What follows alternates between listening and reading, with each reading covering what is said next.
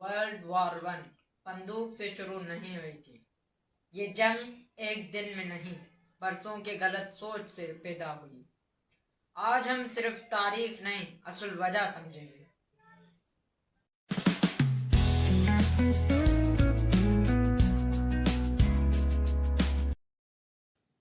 अस्सलामु अलैकुम वरहमतुल्लाहि वबरकातुहू।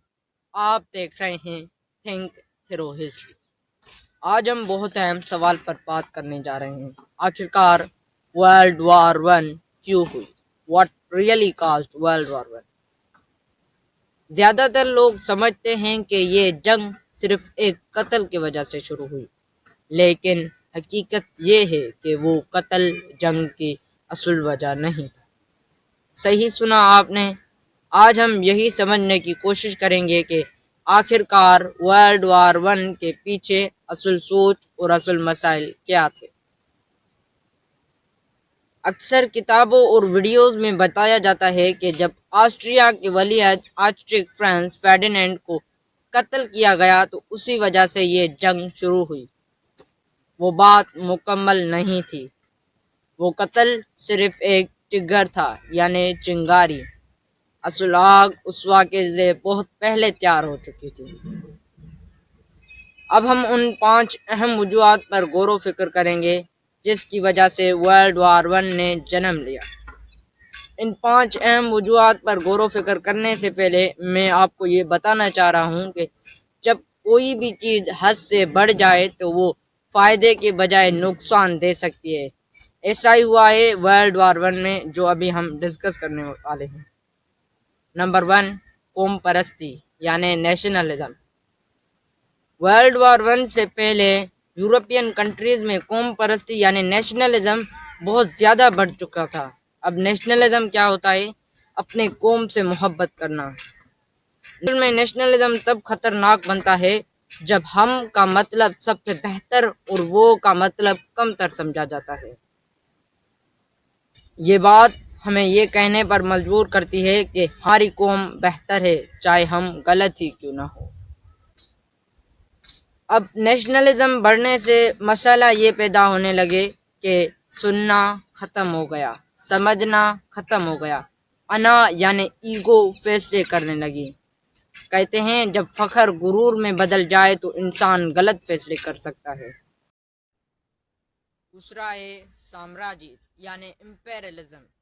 साम्राज्य का मतलब है दूसरी ज़मीनों और वसाइल पर कब्जा करना। वर्ल्ड वॉर वन से पहले यूरोपियन कंट्रीज़ में साम्राज्यत भी हद से ज़्यादा बढ़ गई थी। ये कहावत तो आपने पहले ही सुनी होगी कि जो अमीर है वो अमीर होता जा रहा है और जो गरीब है वो गरीब होता जा रहा है। ये असल में ये ऐसे होता है, जब अमीर कोई भी बनता है तो उसे लालच बहुत आ जाती है। जैसा कि मैं आपको एग्जांपल दे रहा हूँ, अगर मैं आपको 100 रुपये दूँ तो आप कहेंगे कि मुझे 200 रुपये चाहिए। अगर मैं आपको 1 लाख रुपया दूँ तो आप कहेंगे मुझे 2 लाख रुपये चाहिए।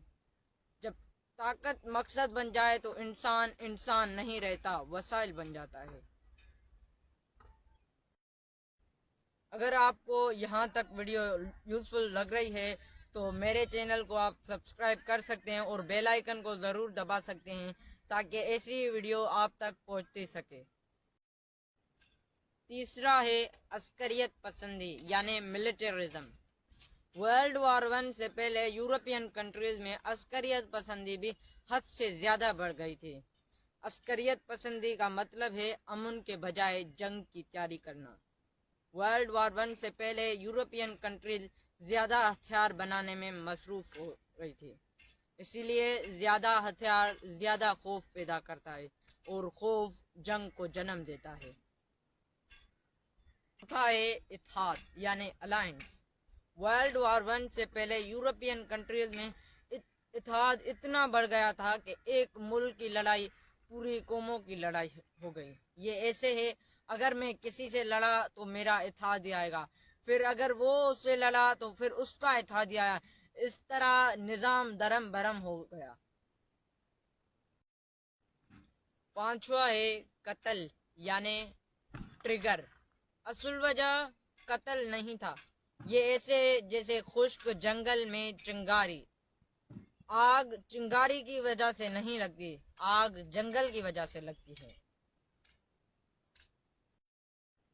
वर्ल्ड वार वन हमें ये सिखाती है कि जंगें अचानक नहीं होती, वो सालों के गलत सोच, गुरूर, लालच और खौफ का नतीजा है। ये सबक सिर्फ तारीख के लिए नहीं है, ये हमारी ज़िंदगी के लिए भी है। जब हम गुस्से या गुरूर में फैसले करते हैं तो बहुत से फैसले गलत ही जाते हैं, इसमें नुकसान हमारा ही होता है। इसीलिए हमें चाहिए कि हम सोच समझ कर फैसले लें और गुस्से और गुरूर में फैसले मत लें। अगर हम तारीख को सिर्फ याद न करें बल्कि समझें तो हम बेहतर फैसले कर सकते हैं। इसीलिए थिंक थ्रू हिस्ट्री, क्योंकि जब हम तारीख पढ़ते हैं तो हम बेहतर फैसले कर सकते हैं और हमारी लाइफ बेहतर हो सकती है।